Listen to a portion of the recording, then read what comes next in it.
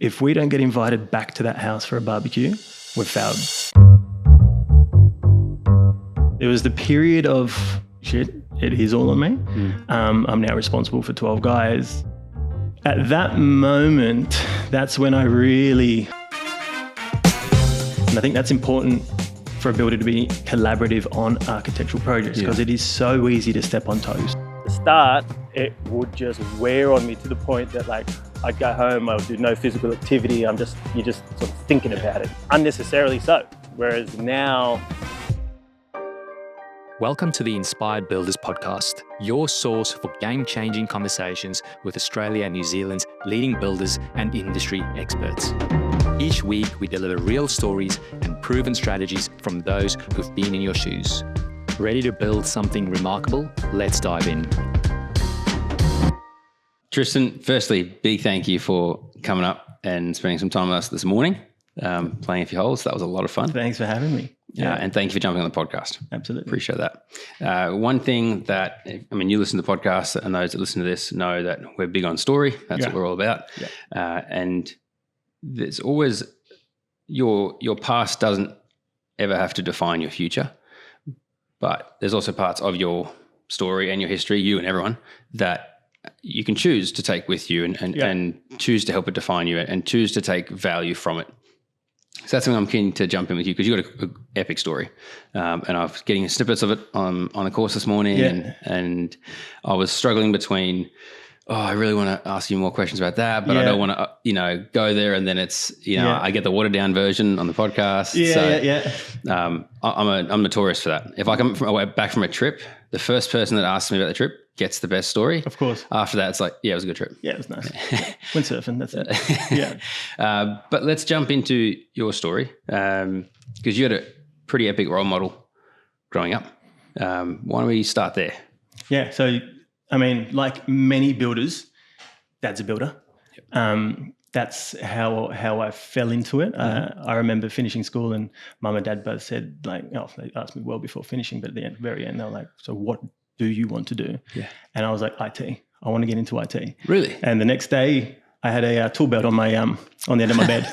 I was like, right, I don't know how that's going to help me on the computer. I've heard of that. Yeah. So that's how I started my apprenticeship like that. I hated my first 2 years.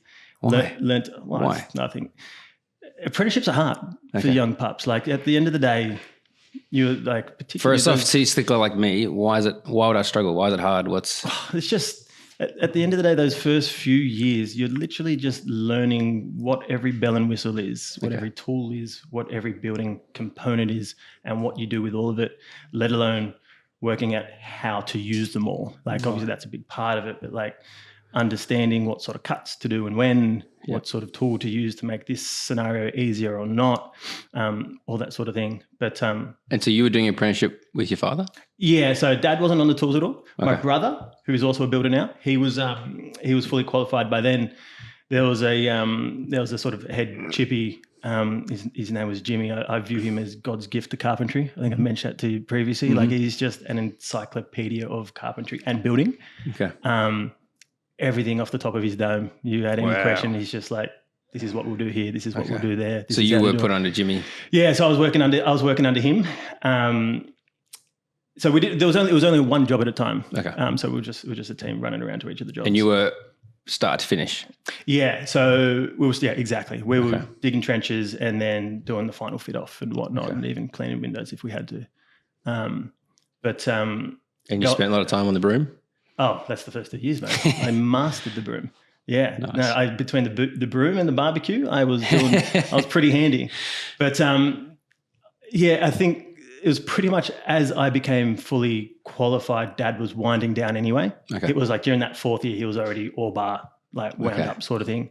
So as soon as I went fully qualified, I delved into a bit of commercial work, which I learnt quick that I wasn't into. What drew you over to do commercial work? Was you just fell into it? Or? Yeah, someone we knew. Okay. Someone we knew had a spot. I went and give it a run. So that was when it was the BER project, Building Education Revolution. A lot of schools were doing libraries and all those sort of things. Yeah. So I was running around installing pinboard on walls and installing doors and for 6-month period, I was installing mortar slocks on every single job. So that's all I did for 6 months and things like that, which, as I said, like I learned pretty quick. I think it lasted all of a year before I joined another company, fell into another sort of family-run business. And then it was after that I moved overseas. But coming back to my father as a mentor. Yeah. So he was a very large builder back in the day. Okay. So he was volume home, so stupendous amount of homes, and that's all spec homes. Mm-hmm. So sort of built. And you did weekend, like, So no, did you go to site weekends? I didn't work under him at that point. Okay. So way back, I wasn't even about way back then, or maybe I was knee high to a grasshopper sort of thing. Yeah. But that went under. Okay. He popped up a couple of years later doing closer to what I do now. Yep. So lots of alts and ads, renovations, and single new builds sort of thing, one at a time sort of stuff. Yeah. Which he openly says he got far more out of, both like, for himself. Like purpose and fulfillment. Exactly. But so that's when I started working for him then. Okay. But just seeing how, like, an understanding, being told about how all of that played out and whatnot, it's extremely fruitful to understand that now as a business owner, understanding risk. Yeah. And there are big things now, I suppose. Now you can appreciate maybe certain things that you saw or were fed back then. Yeah. Compared to when you first. And you know, I didn't even think about this, but when I was working on those school projects, I remember working on site, and there was this old bloke there. I can't remember if it was a plumber or plasterer, but he mentioned my last name. He goes, "Oh, your father's not from Haddock Homes," was what it was called many moon ago. I go, "Yeah, that's my dad." He goes, "I've got the utmost respect for your dad." He goes, "I'm fully aware of his story and how that played out, and all of his trades got paid whilst he was left with nothing." So like you said, when things went under. Yeah, so when things went south, he made sure all the trades got sorted out still. Whoa. Whilst he essentially left himself with nothing, So it sold up everything they had. And but that was pretty special. And you didn't know about that? I didn't. It's old school parenting, isn't it? Did you even at the time know that your dad went under, or that? No. Okay. No, I was young enough not to really know I was oblivious. I was still going to sports every Saturday. I was still going to school Monday to it was everything running smooth sailing as far as I knew. Okay. Yeah. But to have that experience was pretty special. And I know one of my brothers, he's had similar, where he's just bumped into a random bloke and he's like, is your last name, is that so-and-so? So your last name used to be Haddock Homes?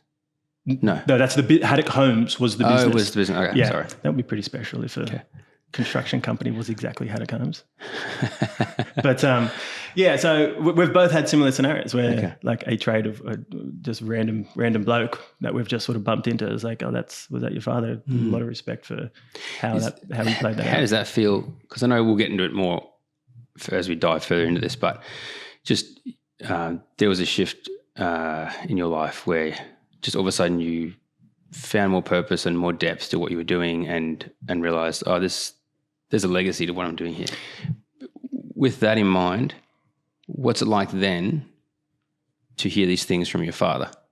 Well, about your father. It's a legacy, isn't it? It's what I'm hearing these people talk about. It's a legacy that he has left, though it's not come through a great means. Yeah, it's incredible to hear that they all hold him in high regard, considering how he played it out. Now that I've got my sort of my why and my drive, which is legacy related for my family, it plays a huge impact. Yeah, it's pretty special to hear just random blokes that you bump into, know of and tell that story. Yeah, all in a similar vein. Yeah. You mentioned that your dad was in volume sort of stuff. Then you got a bit of time with him when it came to him doing more renovations, alterations. It was a bit close to what you were doing. Yeah. But then you mentioned to me that you actually spent some time overseas, and that's where your eyes got open to and exposed to sort of closer to what you're doing now. Exactly. Yeah, different. It's funny. So, a different level of construction. Okay. Closer to what we do now. Which my wife and I did before we wanted to settle down and get married. So we got engaged. And then we're like, right, we're either get married now or we go to a big old trip overseas, experience that. So we did 3 months in South America. then lived in UK for 2 years, Yeah. and landed. So before getting over there, I was running a little carpentry business, on the tools, on the books, doing all that sort of hoo-ha. It was just myself and a mate sort of thing. Yeah. And then it was literally on the plane over there, I said to my wife, I was like, I am not going to grab a tool belt, grab a hammer in the freezing cold. I'm just going to go over there and just blag it if necessary as a foreman, as a site manager, whatever. Their version of a foreman is site manager over there. Yeah. And lo and behold, landed a job. And the biggest hurdle I had to overcome was understanding their plans. Not too dissimilar, but what's an example of things you had to learn or different? Or it wasn't so much. I shouldn't say their plans. It was the level of detail that work required an extra 50 pages of plan set than I was used to looking at the time. Okay. So we landed, got a job within 3 weeks for quite a reputable builder over there working in Belgravia, London. So that's right in the heart, in quite a posh area. We're working on 20 luxury apartments, and each foreman would look after a floor each, which had four on them, 4 apartments on them. So at the time, I made good mates with an Irish character. He was on the top floor, I was on the bottom. We'd just have a walkie-talkie between us, and I'd be like, "Hey mate, what am I looking at here? What's this?" And he would just give me a few little nuggets. And then within 2 weeks, I was off to the races, and it was all good. But I talk about that area being quite posh and whatnot. So obviously the builds we're doing were very upscale and very detailed. There was this amazing stonework which covers floors, walls, the ceilings, you name it, wherever they could put it, they would. Beautiful Venetian plaster throughout on one of the houses. It was literally the whole floor level. It was just, there was no expense spared. Wow. So that's where I learned finishes. Yep. That's where I learned how to achieve a certain finish from the very outset of the project, understanding that when we're digging our footings, we need a certain finish for the concrete to hit a certain line, for that concrete line to be able to, finish with a certain cladding. Talk about the stone. One of the houses was clad in stone, understanding how all of that was going to sort of fall into line. That's where I certainly learnt that sort of level of detail. And you mentioned earlier this morning that from that project you went to a even grander scale. So from the apartments, then moved on to a £20 million house in one of those gated communities where there was football players walking their dogs, all that sort of hoo-ha. Who was it? One of the Spice Girls literally lived across the road, so that was pretty amusing. There was paparazzi always there. But so, I thought I'd touch the upper echelon in Belgravia working on apartments there, and then I'm building this £20 million house, and I'm just like, holy hell, this is what you can do with a place. From there, just before I came home, I started on a project which was floating around the £40 million mark. And again, it's like you think... I can't even imagine. You think you've hit the upper echelon of what you can spend and what you can do with a house, and then you get to the next one, you're like, we're doing this. This is we're capable. We're actually capable of doing this. And then you start piecing it all together. It's it's the same with any builder. That you template it the same. You start with the same process. It's just that. I suppose that's a good example there of just the importance of processes, systems. Otherwise, where would you start? Exactly. If you didn't have a system to follow. Yeah. And there'll be changes and tweaks because. That build, especially that level, is different to the build before. Absolutely. Everything takes that, I was going to say a little bit longer. Everything takes a lot longer. Yeah. You make sure that everything's aligned properly. That's not just alignment of building products and finishes. That is the lead time on your crazy expensive marble or whatever it is. It's going to be astronomical lead times, making sure that's done well in advance, making sure on that sort of job, our director and our project manager had to go to the quarry to look at the marble with client and the stone supplier and installer sort of thing. So it was that level of sort of, detail and depth that you go with it. So you build that skill set, build that knowledge base. You come back to Australia. Yep. Start. No, so when we got back, I just went into a foreman role for a company in Sydney. That couple young go-getters. Like when I got back, I was, how old was I? Mid to late 20s. And the boys running the company were like my age, and they were just getting after it, working on Westfields, working on like pretty decent new homes and that sort of thing around the east. And that was a fun experience. That was something where it was a work hard, play hard sort of scenario. A lot of young guys doing some pretty impressive stuff. Then I think I lasted probably a year to 2 years with them, and I sort of had that sort of moment of, why am I doing this for someone else when I know I can do it for myself? Totally. And that was more so stress related. That was why am I taking, because I was on a job where the client wasn't too happy with the boys running the show. I got pulled in during the build, and it's like, all right, here's the heads up. It's not on good terms, but hopefully you can bring it back around. I got it on great terms with the client. We got on great, but he still had a bee in his bonnet with the owners, so it just didn't make for a fun build. But ultimately, it got to the point where I was like, right, I'll see this one out. And then that's when I started my little carpentry business before. And then if we looked at some of the key breakthrough moments, milestones in the last, when you take from that moment to where you are now, what were some key, because when you started Renotech, when I first started interacting with you, then you were in a business partnership. Yeah. Okay. And you had just had a kid, I think, at that stage. That's a couple years right. back. Yeah. So my daughter Lottie was just, when we first started, she was just born. Yeah. That was sort of the start of my sort of legacy thought process, where it's no longer. So having Lottie triggered something? That triggered something. Okay. It triggered something in terms of, so when I had it was myself and the business partner, we lent on each other for everything. We made everything extremely comfortable for each other. Okay. As I come to learn this after he'd gone, because and there are pros and cons to that. And that's not a bad thing. That's what we wanted. Yeah. At the end of the day, we wanted a lifestyle which, it's not a lavish lifestyle, but quite simply a lifestyle that allowed us to be our own bosses. It allowed us to do as we please of an afternoon, whether it is we finished, because at the start it was he and I on the tools, then and we were doing everything. We were doing all the carpentry, all that sort of plasterboard setting, anything we could, we would. And then afterwards, if we needed to do quoting, we get stuck in. Otherwise, we'd just go and gallivant around as like this is prior to Lottie, just as, kid-free, bloody late 20-year-olds just going to the beach and doing as we wanted, or going and having a beer on a Tuesday arvo. So then the business buyout. So that occurred through, he wanted to move up north. That was all hunky-dory. It was understood. It was always understood that, look, if it's not looking like how we really want it to be, at the end of the day, we're friends first and foremost. There was always the potential for a buyout, and it was mentioned at the start that, if it doesn't quite work out, let's just make sure that this plays out as smoothly as it can. Yeah. It had its ups and downs, as you'd expect.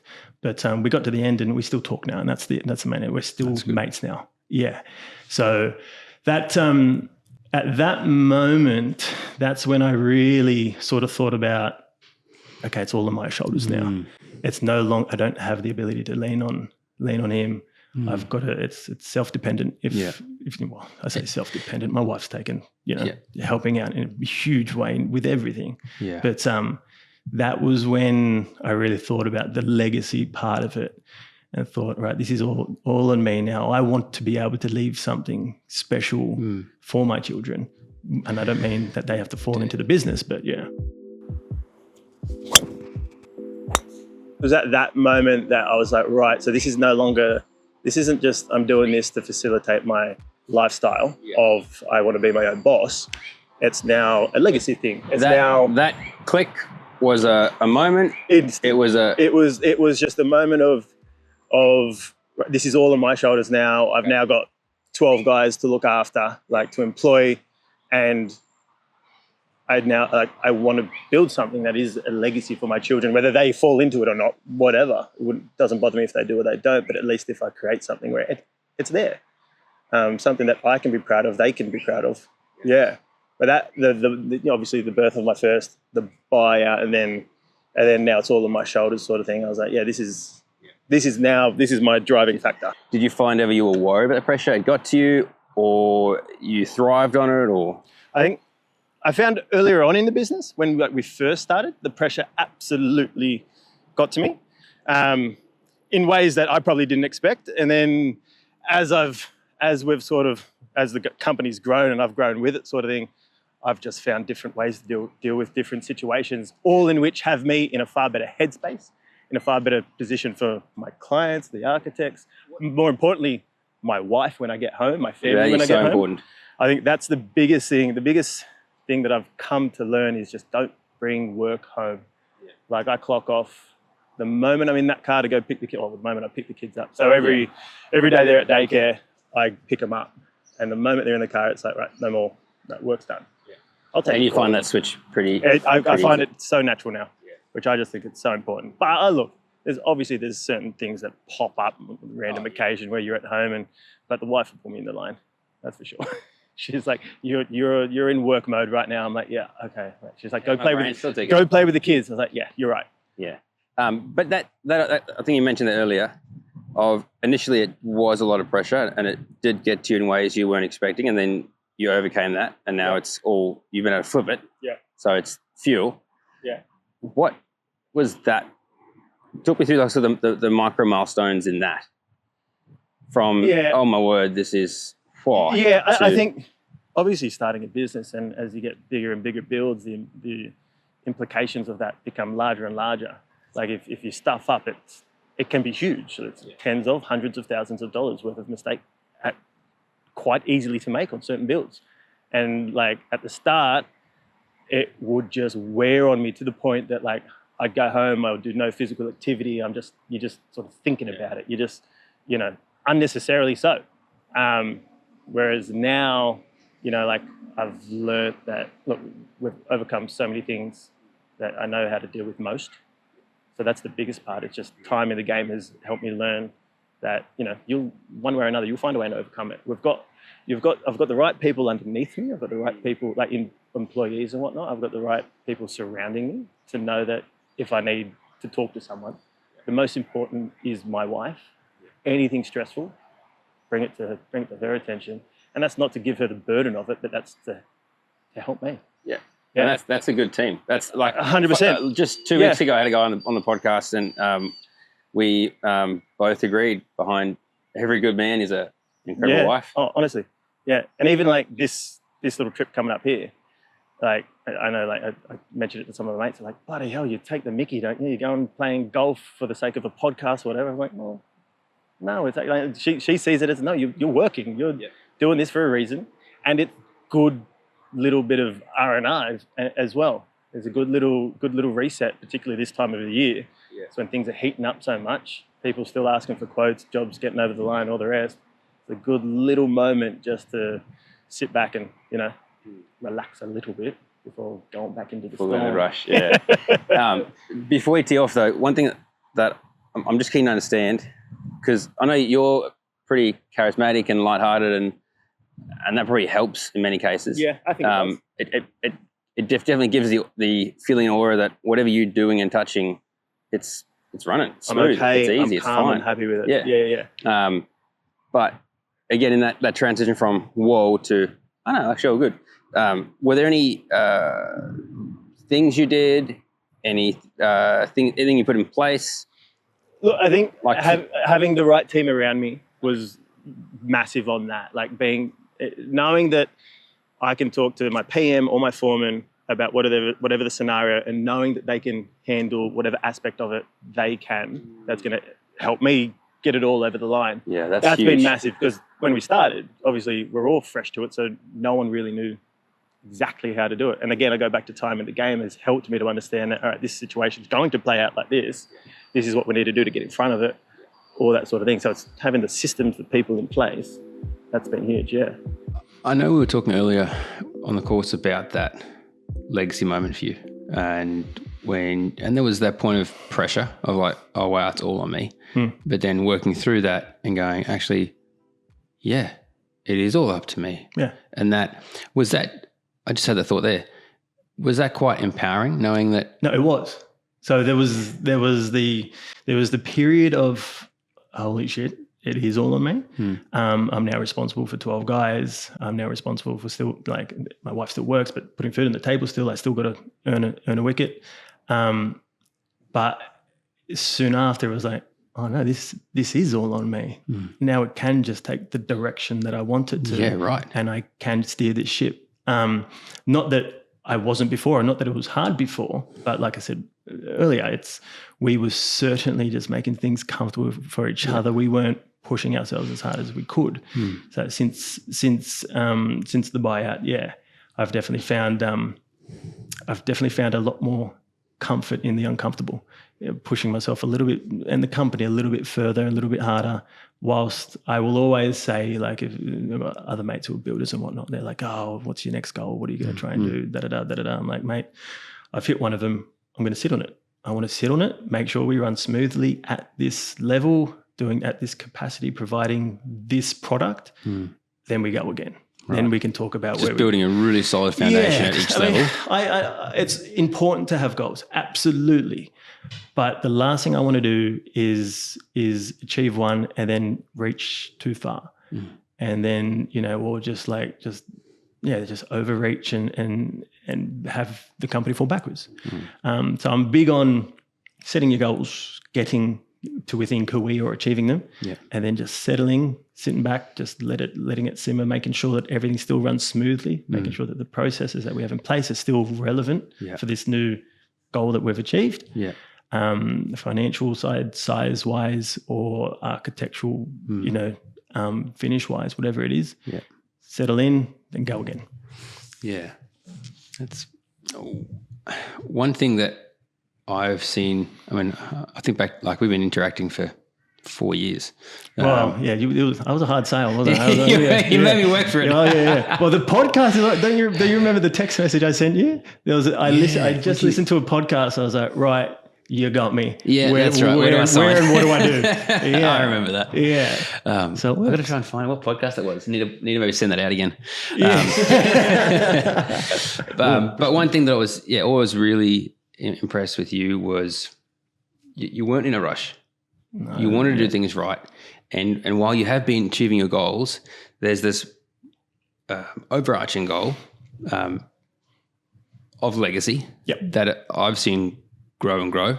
But also when it comes to, let's say legacy is the umbrella, part of that, under that umbrella, is you want to make sure that when you do that project there's two sides, for the client, you want it to be so enjoyable that client absolutely loved it, and almost that might be their forever home. Yeah. But they loved it so much they want to find an excuse to do it again. To go again.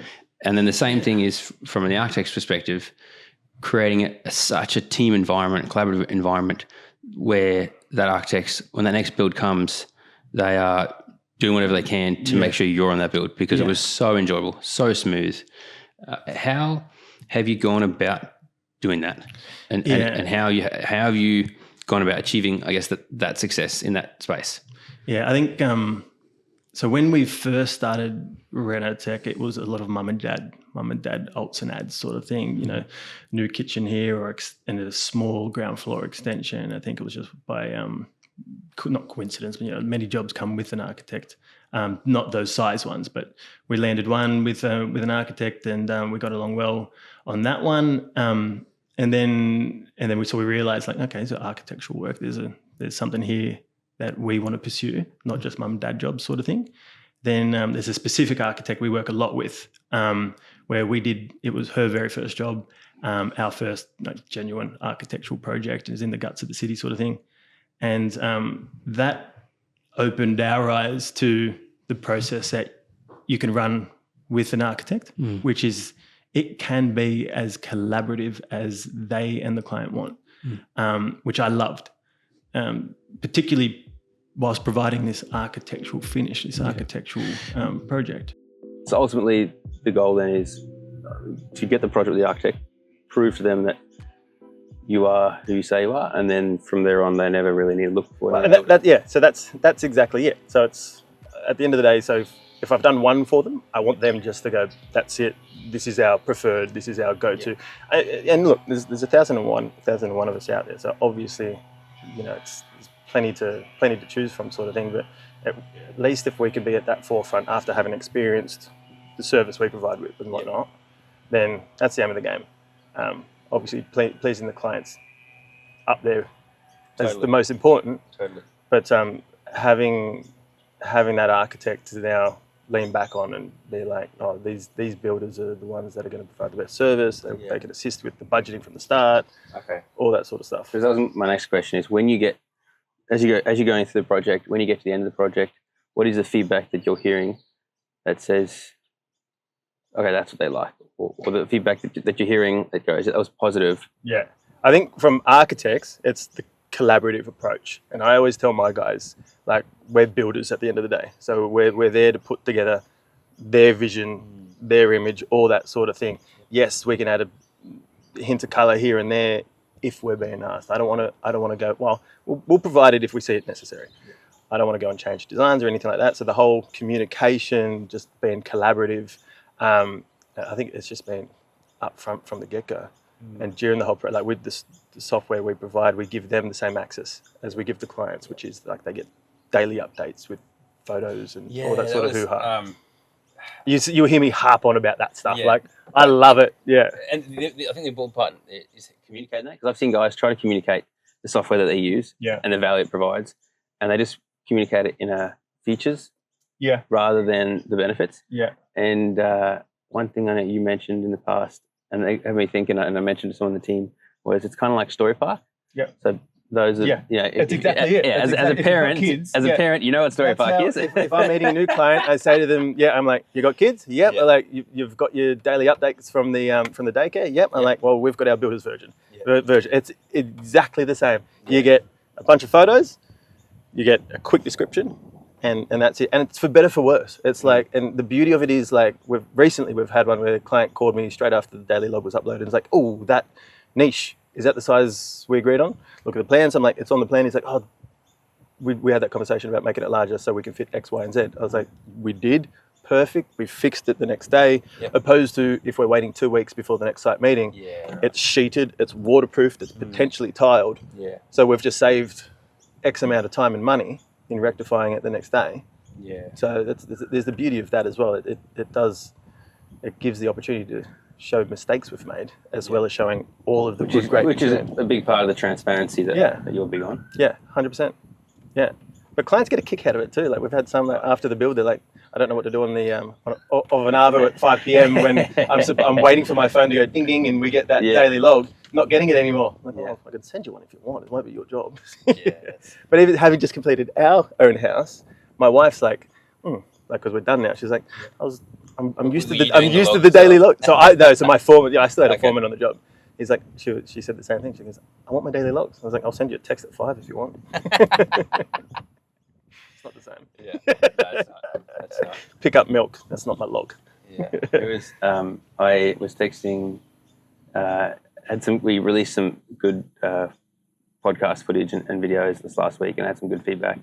And I was laughing with someone about, he mentioned that he had someone come to him and was like, oh wow, we've been seeing the video and we we're so stoked to be meeting with you. And I was like, that's awesome, man. And he goes, do you guys ever get with the podcast? And I was like, yeah, funny enough, I had a call last week. I just called someone who was checking out some of our stuff, and I just was like, hey, I see you checking it out. What do you think of it? And he started giggling, and I was like, sorry, man, what's so funny? He's like, no, you're JP from the podcast. I didn't. I was like, oh no. You're that guy. Yeah. And he texts back. He's like, imagine if our wives received us like that every time we came home. Yeah. Oh my God. Yeah. That's not a thing. Maybe because I know what you and I were talking about this earlier is that I used the example of when I met up with those two builders on that same day and was like, both architectural builders just both describe their relationship very differently and how they go about it very differently. For you, when you talk about that collaborative approach, that collaborative mindset, can you add some more meat to those bones so people can get a picture of what that means to you and in your environment? So in a big way, and I see this often, I can see particularly on projects where budget is really getting tight prior to commencement, I can see architects getting pushed to the sideline a little because the client doesn't want to pay their service for the duration of the build sort of thing. So I often see that.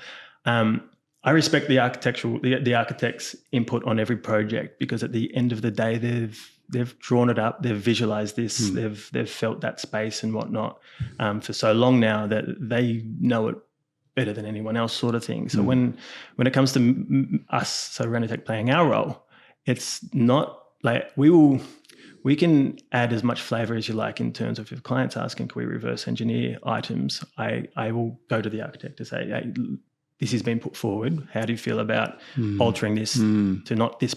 Might not be this product, but it might be changing the shape of this to save a buck, or not using so much stone in the bathroom and changing it to a tile, not using tile, changing it to, it doesn't need to be, can it just be painted plasterboard? I'll always approach them before going and making those changes. Yeah. And I think that's important for a builder to be collaborative on architectural projects, because it is so easy to step on toes.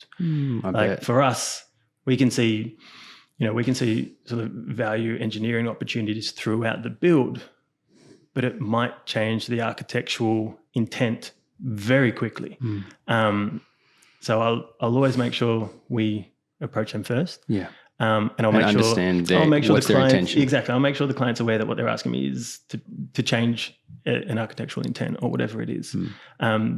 Particularly if the architect is on board doing contract admin or whatever for the project. Yeah. Last thing I want to do is go and just say to them, hey, we've changed this because it saves a buck, and it just throws everything off. One thing I was really impressed with was, again, the conversations that I had the other day, both projects that these guys were talking about had their challenges that had come up due to the design, due to specification, and just the reaction from those two guys. Yeah. Radically different. And then talking to you about it, and then you gave an example of like, you were more, I would say, in the camp of what is the intent of the client and the intent of the architect. Yeah. We're building for that intention. Yeah, exactly. And respecting that. Yeah. And the example, I'm trying to remember it now, where they were designing something and you were like, cool, the plan's saying this. Yeah. And just communicating the architect going, the plan says this, is that your intention? And she would say, actually, no, this is my intention. And then working collaboratively to go, all right, how can we get work together on getting something designed in a way that is going to get your intention? I was like, whoa, that's... Well, yeah, and I think you mentioned those two builders and how they approached their situations. One wanted more details. The other one was happy with less. And it's horses for courses. And at the end of the day, the owner needs to be the one steering that part of the ship as well, because they know what they want, and or better yet, what they're expecting. Because at the end of the day, a lot of the owners or clients are completely green to the process. It's their first time reading a plan set. They may not be envisioning what we are seeing on paper. So it's with the two builders you mentioned, I saw truth in what both of them were saying. At the end of the day, if you detail something to the nth degree, how do we get it wrong? And then it should solely be on the builder to get that right, if all of the details there. Whilst the second builder you mentioned, he wanted less information and just... He was happy with less. It was like, if that's your intention, I'll build it. Which is great. Like, we've worked off of 3D images before, and I think that was what you were referencing. Yeah, that was the example. Yeah, where there was a specific architect who produced some plans where everyone on site interpreted it one way, and she saw it slightly different. And it got to the point where we're like, well, just give us a 3D image. Let us build you that. Is that what you want? Because that's what we will make that happen between ourselves, and the engineer will make that happen. You guys will magically make that appear on site. Yeah, just let us do it like that. Yeah. Unorthodox, probably not the right way, but that's how we got the outcome. The client, the architect wanted. Yeah, exactly. Where it can get a bit worrying. So, like that other builder you mentioned, who wants less information, or like he doesn't want less. He's just happy to accept less. I just view that it's a little, you're running the gauntlet a little bit in terms of you better be on the same wavelength on that napkin that you've drawn up, sort of thing. But it's possible. That's probably an over-exaggeration in terms of napkin drawing. Yeah, but it is possible. Yeah. It's absolutely possible. Yeah. I mean, people build off Pinterest. Like, I want this kitchen done. Yeah. Right. I'll give that to the joiner. They whip it up and off and away you go. How often do you get, it's a bit of a sidestep, you see a Pinterest board and like, oh, I like this and this and this. And like, those are all very different. They're not going to work together. On your Pinterest board, they look like they work, but they won't work in a house. That's sort of where I think I've mentioned to you before. I'm big on staying in our lane. I'm big on every project professional staying in their lane. Whilst you'd always add a bit of colour what do you mean by that? Yeah, so like lane? If a client comes to me, particularly if an architect is on board on the project and they come to me and they're like, oh, what do you think we should do here? Should we have corners? Should we have P50? Should we I will always reference previous jobs. I'm like, this is what this looks like. That is what that looks like. I go, your project, I would always bring it back to the architect. And I'll say, look, ultimately they've drawn it up a specific way. Let them have that. Let them have that say. Ultimately, it happens where the architect, the client might be on the out. So, I'll put my hand up when required. But yeah, you won't find me trying to design too many things without the architect consent. That's for sure. Yeah. Because it's the whole architectural intent, which I think as a company we are very good at understanding from the outset. Not wanting to mess with that. Yeah. I think as a small example, because we've got our software where clients get their daily logs and whatnot. So we had a client call up the other day. It's like, oh, I saw the daily log. The finish here is that the actual finish? Is this what we're going for? I quickly just jumped on, pulled up the plan set, said, look, it's mirror image, like for like. This is exactly what you're chasing. He goes, oh, I've got this 3D image though. Separate to what we've got, because we don't work off, typically we don't work off 3D images for a build. It's often for the client to understand just what's going on. And lo and behold, that 3D image had like a different setback or depth on something, whereas on paper it's written there. Yeah.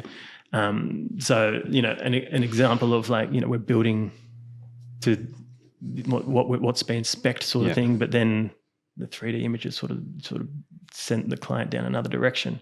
But fortunate enough, we've got the software there, get the daily update. He says on the spot, oh, can we change that? Yeah, easy done, do it tomorrow.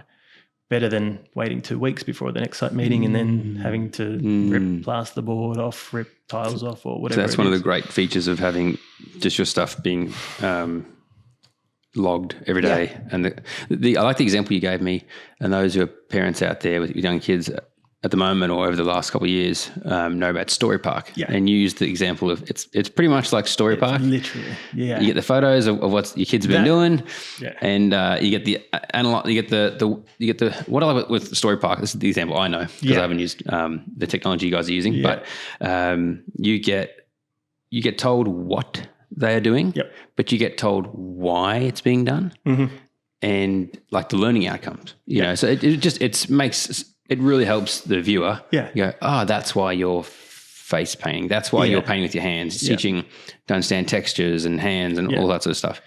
Yeah. Look, we don't go to that. Yeah, sorry. we don't write these on are the learning outcomes. We're doing this for this purpose and this will be the outcome. Yeah. Simply and this is just one part of the software where we provide a daily log where I say to clients we'll provide a minimum of 3 a week. The boys are now so useful. It's just they knock off at 3:30. Quick photos, quick description. It's all templated in terms of the description, what trades were on site, what major items were completed or continued, and if there are any notes, if we found gold, if we found asbestos, if something's not lining up, that all gets mentioned there and then on that day. Yeah. And then the best part is a bunch of photos. Yeah. So I think that's where our clients get a massive kick out of that because at the end of the day, around 5 p.m, they'll get a notification. And then they'll get their daily log showing them what's occurred on site, quick description, and it might be trivial things that they don't care about. But at the end of the day, we're using it for our purposes as well. So whether it's just if the boys and who all gets access to that? Clients get access, architects get the same access as the clients. And so it plays a big role in that collaboration of everyone seeing what's going on right now and we can make decisions as it's happening. And that's what I mentioned before about that project and the client sort of spotting that mistake it's not just there for the good, it's there for that as well. It's there so an architect or a client picks it up and goes, oh, that ceiling height doesn't look like what it's supposed to be on plan. Can we please check that? Oh, don't forget there's supposed to be a pelmet in front of that window or whatever it is. And if we've sheeted over, it's on the spot, beautiful. We quickly fix it the next day, opposed to 2 weeks later when it's set, sanded, painted, and now I've got to bring multiple trades in to fix a mistake. So it has those advantages, but that's just one little part of the software. But, daily logs there. Yeah, we get some clients a massive kick out of it. Yeah, I bet. That would be, I can imagine, if it's your project, client's perspective, it's so exciting seeing it happen. And you just getting hungry to. Yeah, you'd be hungry for the next site meeting. You'd be hungry to get that notification. Ping. Yeah, exactly. I try and make sure that the boys who are doing the daily logs, they're not using a Nokia 5150 with absolutely no pixels to it, and it's just shady as anything. So I tell them, get a hero shot, throw portrait mode on. Yeah, get a nice photo so the clients are looking at something special every day. Sort of. And that's I like you mentioned that, because that is the 1%. It's a 1%, exactly that. But again, it's not just for them, it is for us. So at the end of the build, a year time, 2 years later, when they want to hang something in a bathroom or whatever it is, we know where the plumbing is, so don't put it here. We know where the pipe run, the electrical, the AC is, so don't put it there. Even that, I feel like that all plays part of the legacy. It's like I'm thinking ahead. What impact am I doing today going to have a year from now, 5 years from now? Yeah. How can I provide value today? Yeah. How can I provide value in 10 years? Absolutely. Yeah. And it's like a good example is we've had a project we finished a year or two ago, and semi-detached, and there was a leak in like the ground floor bathroom or the lower ground bathroom, whatever it was, and we're on our software and we're just pulling apart all the photos, just going, how could there possibly be water coming in? It's just like there's no plumbing anywhere near it. As you know, water will find its way wherever it wants to go. So we're like, okay, the only possibility is this, or it's the neighbor. And then lo and behold, it was a neighbor's fault. Neighbor had a leak, and that's how it was all coming through. But the beauty of the software is we could just dive straight on that. We found that the cause wasn't of our own, and it was easy to determine pretty quick and show the client, like, right, I just have a yarn with old mate next door. Yeah, they've got a shanty roof which is coming in over on our side. Yeah, that's helpful. Yeah, there's so much more of that butterfly effect of you doing things right. Yeah, provides value to not only you but the community around you. Yeah. What has been the most rewarding, or one of the most rewarding projects or clients that you've worked with? Oh, and why? Yeah, I mean, I was only talking to someone recently about like the relationships we have with our clients. Like we don't do a crazy amount of jobs per year. So at the end of the day, we are in each other's pockets for anywhere up to a year sort of thing, or it can be beyond. So you ask any particular client, everyone's got their own, everyone's got their own story, which you end up being a part of. So at the end of it's every build, you get huge satisfaction out of what you're providing. And I think I said to someone recently, like, if we don't get invited back to that house for a barbecue, we've failed. Like, we haven't provided what we're supposed to do. I get huge satisfaction out of just knowing that they absolutely love what we've done for them, and they still respect us and enjoy our company enough to have us over to show off their renovation, their build. Something you mentioned there that really resonates with me, and I've never heard it articulated like that. Someone's life, and we're always telling, in conversation, we tell a story. The footy last night, when I had my kid 2 years ago, when I had my first kid, and so it's like, well, your life is one continuous story that's being written, and it doesn't stop. One day it does, but then that's the legacy. What continues to get told about your life. So it can keep being written in that sense. But then you have the ability to write yourself in someone's story, or they write you into their story. Yeah, and it's like, well, would you not want that to almost be a chapter on its own, rather than a chapter that gets scrapped from the book? Yeah, of course. And this falls into this is why I often find it hard with some build processes or prior to build, where it's just a mad rush of quickly grab a builder and let's get started. We've finished the plans, grab a builder, let's go. You're spending like architectural work, it's rare to get anything under $1 million these days. You're spending crazy amounts of money. Why would you just get your plan set, turn to do your immediate research or get your architect to pluck a builder out, quick, smart, because they're available, and just go for it? You're about to spend one of your biggest investments of your life. If it's not purchasing a house, it's renovating or altering a house. Yeah, there's lifelong impact. Yeah. So you talk about legacy and understanding who you're working with and the relationship you then have with them. It's massive. It's massive. Yes, many builders can provide. We can build what's on paper. If an engineer's put pen to paper and it works in with the architecturals, we will build it. Yes, done. But how you go about it, it's the journey you take the client on during that. It's massive. How do you convince someone that journey is as important as the build itself? Yeah, great question. But that's why we're here. That's why we're trying. That's why we're doing what we're doing.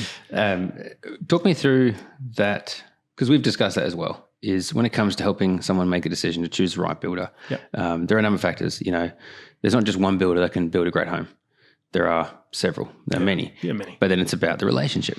Are you going to get along really well? Is this going to be an enjoyable journey, or is it just going to get built? Yeah. And I've asked many people this question, so I'm just keen to hear your thoughts on it and experiences. When should someone start a conversation with a builder? At what stage of the process? And why? This is easy for me to say because I'm a builder, but at the end of the day, the earlier the better. Why wait until the last moment to bring such an important factor of your build into the fold, sort of thing? There's 3 parties that really govern it. It's the architect, the client, and the builder. Get all 3 from the get-go. Align yourselves with the team you want as early as possible. From the builder's perspective, it gives them the ability to value add during the whole process. It gives them the ability to direct the budget. Value add. Talk about what does that mean? Well, it's as simple as, like, at the end of the day, like, the architect and client they're gonna be talking the most at the start about what they're looking to build. The architect's going to be adding their flavour in as amongst as sort of what they can do, and really to add their flair to it, to get the best space and flow and light and airflow, all that sort of thing, whilst making it as architectural as they possibly can, depending on how they operate. But that's where I believe, from that initial concept drawing, even the builder should be involved to then say, okay, what's the humid finishes here?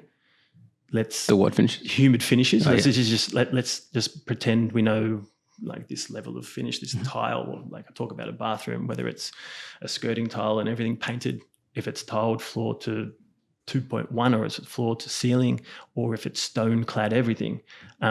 Dramatic price differences, and that's where the builder can assist from the outset in saying, righto, so here's roughly what you'd be looking at per bathroom, here's roughly what we'd be looking at per joinery unit based on high level finishes, mid scale, IKEA, whatever it is. But at least from a very early very early on in the process, we will have a budget that can be directed. All too often, particularly with tender processes, I see build's not going ahead. This year's been, I would say, extremely difficult in terms of we've been in many tender processes where we've been told we're the builder that they want to move forward with, but the numbers are just not achievable, and the project does not go ahead whatsoever. We've even seen one very architectural. I wouldn't say very architectural. It was architectural, a beautiful build. It wasn't over the top at all. It's just it cost. Client loved it. Yeah, it cost what it cost. Project didn't go ahead. It's not too far from where I live, funnily enough, and I was passing it the other day, and then I saw that they just had a kitchen renovation occurring. So they went from the potential, like, that they've paid all this money in architect fees and whatnot to do a certain build. At the end of the day, they couldn't do it, so they just reverted to a kitchen reno, which I'm sure they'll be happy with once they're done. But I don't know, like I feel like if I've had a taste for a potential architectural, to be living in what's potentially an architectural, house, and then reverting back to doing something like that, I'm sure it'd be upsetting. But I put that back to budget expectations, and that's what from early on in the process, that's where a builder can really assist in getting a project over the line. I don't know. It's a hard one though. I was going to say that must be a very hard position to be in. I've mentioned this to you before, where it's like I want to get in as early as possible and to give as realistic a number as possible from the outset. The issue there is my realistic is based on industry pricing. Industry pricing, it's a hell of a lot more than what it used to be. Yeah. So it is what it is, and unfortunately, many clients who are very green to the process, and this is true. They will say they want to spend like $500,000, and they're like, that's such a large amount of money. Surely we can do an upper story addition and a new kitchen for that. And it's like, not a chance in the world anymore. Like you could, but it's a box on top and it's simple. It's not architectural. And it'll stick out like a sore thumb on your... And that's where, and that's where that sort of, it's that hard part of, I want to be absolutely as honest from the get-go, and I would prefer to lose a job at that preliminary stage opposed to getting to the very end and then you detail what they thought was going to be $500,000 and it's 1.2 and they can't build it. It's just a giant waste of everyone's time. Yeah. That's the double-edged sword with that. Does the project go ahead? Yeah, I was going to ask. If you're completely honest from the get-go. Being honest, being transparent would come back to... We've had it go pear-shaped where, and this, we want to be honest, we've had it go pear-shaped where we've done pricing off of like called DA level plans, which is super simplified. The communication between the desired finish wasn't there. So we've based prices off of recently completed projects, which I think is, that's a pretty fair way to do it at that. Assuming that they wanted that level of finish. At that level, Lo and behold, when the detail came in, it was more than what we were anticipating, and that's where it's gone pear. But this is where we've learned, like it's even when it's at such a preliminary stage, just get on the same page. Get on the same page with what they actually want, sort of thing. How much? I'm just curious because I haven't done an architectural build myself. Haven't done a build myself. How much involvement? What does the interaction look like in the beginning? When you meet with the architects and clients in their very early stages, do you take them to your sites? Do they get to see some of your work, or what does that look like? More often than not, when they're looking to engage at that earlier stage, they've already seen something of ours. Whether it's they've already seen something. Whether it's through the videos that we've done or whether it's through our socials or whatnot, they've already, like, if someone's going to be engaging us at that stage, they're already maybe not well versed on us, but they're almost there. So it's typically by that stage they've already seen a lot of our work, be it through social, whatever it is. So it's just a meet and greet, and we take it from there, and then What do you find is sometimes maybe lacking at the early stage that you'd like to see change and that you're wanting to be a part of changing? What I see lacking is builder involvement from an early stage. At the end of the day, like particularly with architectural projects, it gets through council, it gets through the final finishing process and whatnot with client and architect, comes out to a builder, and it's very often, and I'm seeing it at the moment, where it's like, right, we're ready to go. Can we start in 3 months? You think about it, you're doing $1.5-2 million build.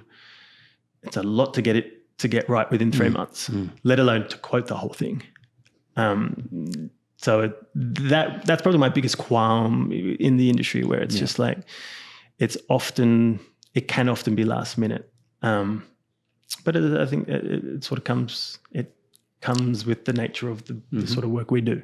At the end of the day, that's how architects like to run it. I could see it as it could be a value that architects put forward in terms of, we can grab you 3 builders that are going to do absolutely amazing work, and they'll drop what they're doing and not drop what they're doing, but they'll jump the moment we ask.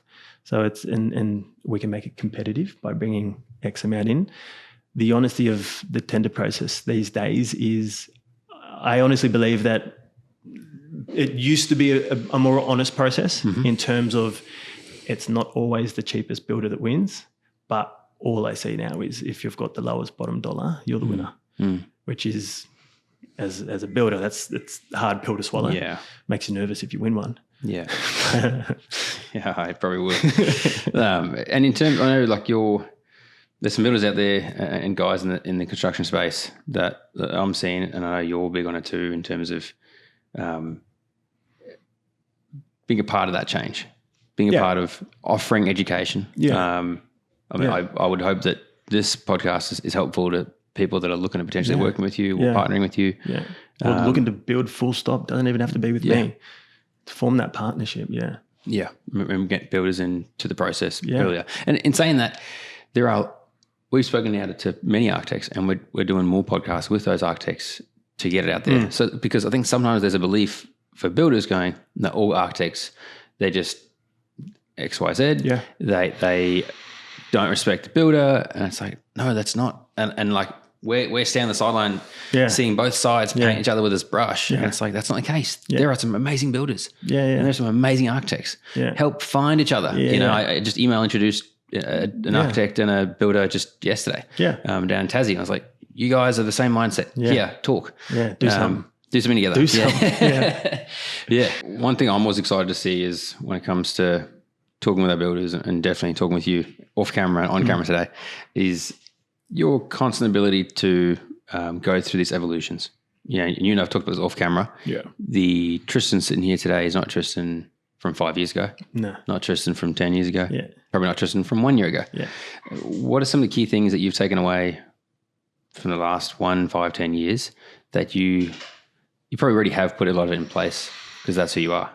Lessons, change, iterate, evolve, get better. Yeah. Provide more value. Yeah. What are some of the key things you're wanting to focus on moving forward as an individual and as a business? Yeah. As a business, it's certainly just putting a stamp on that we are architectural builders. This is who we build for, not just architects, the clients but what we achieve to be is just like that builder that is known for being able to provide that architectural build with the service that it requires. Because we've mentioned time again, like any 1,001 builders can build what you put on paper, but it's how they go about it. And that's the big thing with you, and you've I'm sure it's come out in this podcast, but definitely conversations you and I've had off camera is when you say I am and will always be a better and better and better architectural builder. That for you, that definition is heavily weighted in service. Yeah, it has to be like spending absolute buckets. It has to come with a service. We've got it wrong. We've got it wrong before, and we've learned from it, and we're still learning from it. And it's horses for courses. Not every client wants the exact service we provide. Totally, and that's the big thing in the architectural space. One build is not the same as the next. Yeah, absolutely, and architect to architect. Some architects are happy for you to speak to clients. Some architects solely want you to speak to them, and there's no client communication other than your weekly or every 2 weeks, your little powwow on site sort of thing. We'll do either. It does not bother us as long as it's set from the outset. Who's steering the ship, or is it it's always collaborative, but like in some instances, certainly some architects just need all communication to them.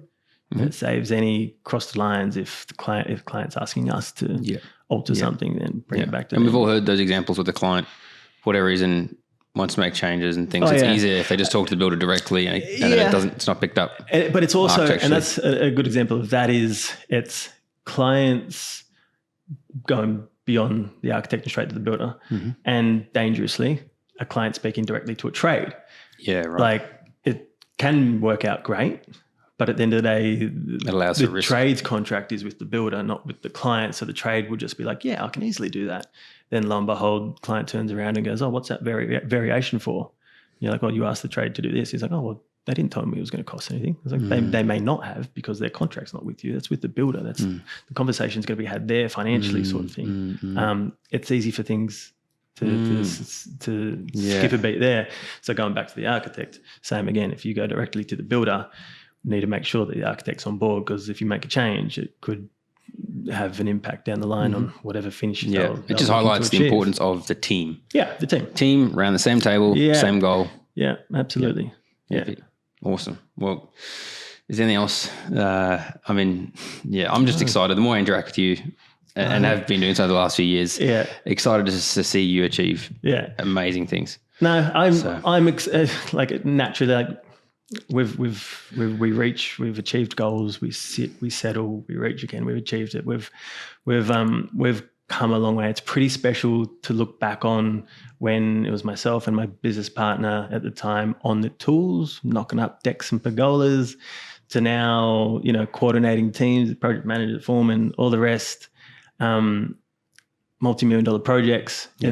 It's been a fun ride so far, and we're only just getting started, so it's going to go on from there. I do it's something that I want to touch on is I love our little story, which was, I think, because we came to you initially when it was myself and the business partner, right? Yeah. I remember you guys sitting on buckets upside down inside a reno job, just chatting. We were still on site every day, sort of thing.